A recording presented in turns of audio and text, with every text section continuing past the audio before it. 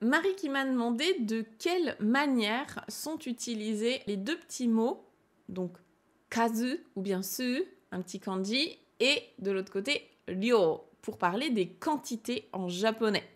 Donc on a déjà deux termes de kanji qui peuvent s'utiliser pas forcément tout seul. On va voir un petit peu c'est quoi la différence entre ces deux kanji, leurs utilisations, et je vais vous donner des exemples pour les utiliser au quotidien.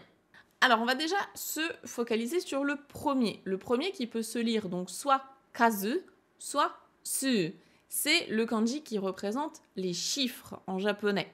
Comme il représente le concept de chiffres, de nombres, on va justement l'utiliser pour compter quelque chose qui peut être compté justement individuellement. Donc une unité de ça, un deuxième, troisième, etc. C'est des choses qu'on va pouvoir compter individuellement. Donc on va plutôt penser à des objets. Ça peut être aussi des objets ou des êtres vivants. Enfin, quelque chose qui est à l'unité, qui constitue quelque chose, un individu à lui tout seul. Petit exemple d'utilisation, vous pouvez le voir dans pour des personnes.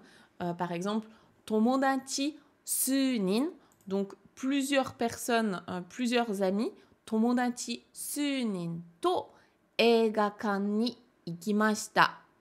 Je suis allée au cinéma avec plusieurs amis. Donc, tomodachi sunin, on comprend là-dedans qu'il y a plusieurs individus, plusieurs amis. On précise juste pas combien. Donc, en français, on dirait je suis allée au cinéma avec plusieurs amis. Plusieurs de mes amis. Un autre exemple dans lequel vous allez pouvoir retrouver ce petit kanji, ce petit su, ça va être dans l'expression ato sujitsu. Encore quelques jours, dans quelques jours, atotsu-jitsu. Donc dans quelques jours, il se passera ça, ou bien il faut qu'on attende encore quelques jours pour avoir une réponse, etc. Donc ça va être des choses qu'on peut compter comme hitotsu, futatsu, enfin des choses qui rentrent dans des compteurs que vous connaissez normalement. Alors que de l'autre côté, l'autre kanji, donc ryo, lui, on est sur une quantité de volume. Une quantité du type un peu, beaucoup, une grosse portion, une petite portion. Ça peut être aussi tout ce qui est longueur ou poids, des unités plutôt de mesure. Donc par exemple, c'est un kanji que vous allez retrouver notamment au restaurant pour les portions, en fait, la taille des portions.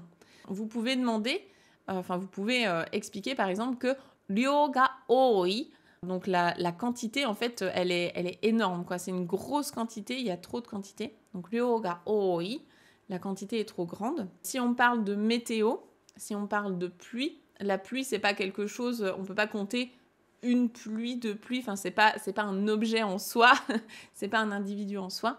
Donc la quantité de pluie, ce sera ame no ryo, la quantité de pluie. Donc par exemple, kongetsu no ame no ryo wa sugoi desu ne.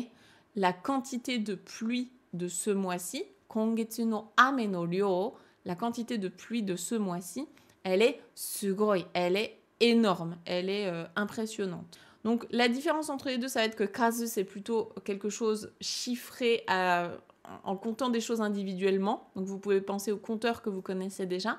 Tandis que ryo, ça va plutôt être une quantité, un volume du type grosse quantité, petite quantité. Je pense que ça aide déjà un petit peu à les repérer. Et bien sûr, ce que je vous conseille, comme d'habitude, c'est de mettre ça dans un contexte. Donc d'apprendre les mots en contexte. Si vous les voyez passer dans, je sais pas, un texte ou une conversation que vous avez en japonais, notez l'exemple et ensuite vous faites une petite fiche sur Anki pour apprendre ça dans un contexte. C'est vraiment le plus facile pour s'y repérer.